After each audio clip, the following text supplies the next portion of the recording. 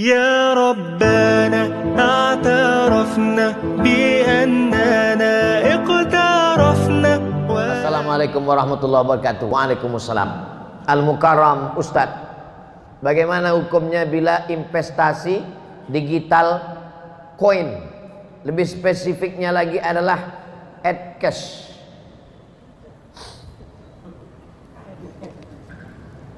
Dulu awal-awalnya jual belinya, bapak punya padi, saya punya ikan. Ikannya ditukar dengan padi. Kamu mau ikan ini tukar dengan padi? Mau. Karena nggak mungkin dia makan beras nggak pakai ikan. Saya pun nggak mungkin makan ikan nggak pakai nasi. Maka kita tukarlah. Ikan saya bagi 2, beras kamu bagi. Akhirnya setuju. Maka jual beli ini disebut dengan barter, bukan barcode. Ini yang paling tua namanya barter. Kemudian maju lagi dari Yunani. Dari Yunani ada logam yang dicetak bulat-bulat, namanya dinar. Orang Yunani menyebutnya dinar. Sampai ke kota Makkah, sampai ke kota Madinah, dia disebut sebagai dinar. Tidak lagi pakai barter. Saya punya dinar, saya bisa beli apapun dengan dinar ini. Bisa beli tanah, bisa beli onta, bisa beli gandum pakai dinar. 1 dinar itu 4,25 gram emas. Meningkat dari barter menjadi dinar dan dirham. Meningkat yang ketiga. Yang ketiga, tidak lagi pakai dinar. Dinar tidak bisa lagi dibawa. Karena kalau sampai saya bawa dinar sekarang, bisa dikejar maling. Wah, tuh ada dinar, ada dinar. Pakai cincin emas aja sekarang dirampok orang. Bukan diambil emasnya, sama jari-jarinya dia potong. Barter, di atas barter dinar, di atas dinar. Ini yang ketiga. Keluarlah apa yang disebut dengan uang kertas. Uang kertas dicetak oleh negara supaya emas tidak berkeliaran di jalan. Di Indonesia ada berapa emas? Misal 1 ton. 1 ton emas dikeluarkan kertas senilai 1 ton itu. Negara hanya boleh mencetak kertas sebanyak emas di negara itu.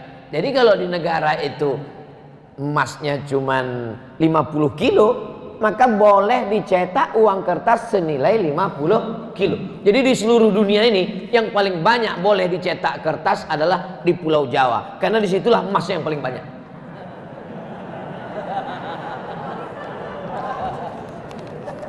Lalu kemudian Amerika mencetak kertas lebih banyak dari emas yang ada di negaranya. Ini yang pertama kali melanggar di dunia ini, Amerika. Dia cetak kertas, ternyata nilai emasnya tidak sebanyak itu. Di Amerika itu emas tidak terlalu banyak. Kenapa sekarang emas paling banyak di Amerika? Bukan dari tanah Amerika. Emas itu dibawa dari Papua. Karena dia punya perusahaan di Papua. Dia sedot emas itu dia bawa. Lalu kemudian Amerika melanggar itu. Dia cetak kertas banyak-banyak, emasnya tidak sesuai dengan itu. Tapi karena dia punya kekuasaan, dia menguasai dunia, akhirnya boleh negara mencetak uang kertas walaupun tidak senilai dengan emas yang ada di situ. Sudah 3. Barter, dirham, dinar, kertas. Sekarang puncaknya yang keempat. Ini yang disebut dengan duit digital. Digital money. Produknya banyak, macam-macam. Sama dengan uang kertas. Namanya uang kertas, tapi ada rial, ada ringgit, ada rupiah. Nah, sekarang yang keempat ini digital money, money crypto. Jadi macam-macam dia. Duitnya nggak ada.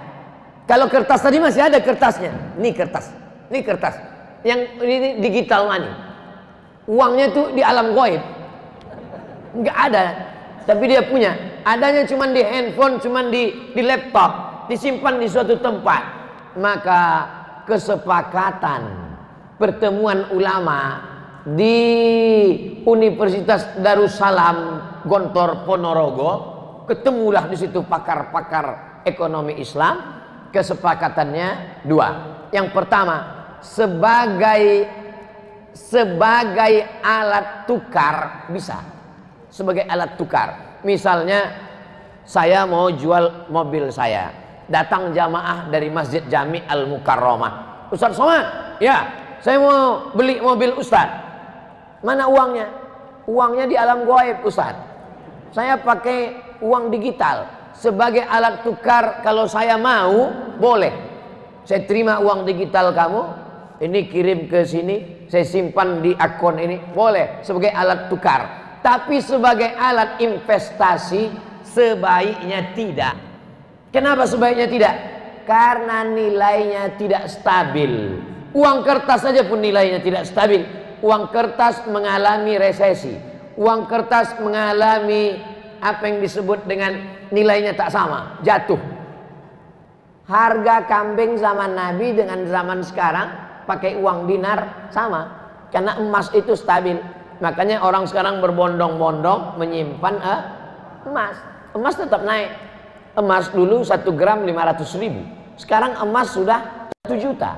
Nanti berganti zaman, berganti. Sedangkan uang, makanya kalau ada orang minjam uang, saya pinjam uang kamu 100.000 tahun 2020, dibayar tahun 2030 dengan 100.000, mau apa enggak? Saya enggak mau. Karena dalam 10 tahun itu terjadi inflasi, nilai uang itu jatuh. Tapi kalau emas tidak jatuh, emas stabil. Nah, jadi ada satu usaha mau mengembalikan umat Islam ini kembali pakai emas, pakai mata uang emas. Kalau Eropa bisa pakai satu mata uang euro, umat Islam juga bisa pakai mata uang emas, dinar. Bisa atau tidak bisa? Bisa. Tapi umat yang paling bisa disatukan ini umat Islam. Tuhannya berapa? 1. Qul huwallahu ahad. Nabinya berapa? 1. Asyhadu anna Muhammadan Rasulullah. Kiblatnya berapa? 1. Orang Islam sholat arahnya di dunia ini cuma 1. Tapi yang paling sulit disatukan umat Islam. Subuh aja udah kelai. Satu pakai kunut, satu enggak kunut. Satu pakai usoli, satu enggak. Yang satu telunjuknya gini, yang satu gini-gini. Betul? Nah, makanya kita jaga persatuan. Masalah sepele-sepele ini jangan sampai merusak persatuan. Kesimpulannya, money crypto, uang digital sebagai alat tukar oke. Tapi sebagai investasi, beberapa pemain money crypto kehilangan uang. Bapak Ibu ikut tak berita? Si fulan artis terkenal kehilangan uang digital karena kehilangan karena sebagai alat investasi. Nah ini paham? Anggukkan aja kepala.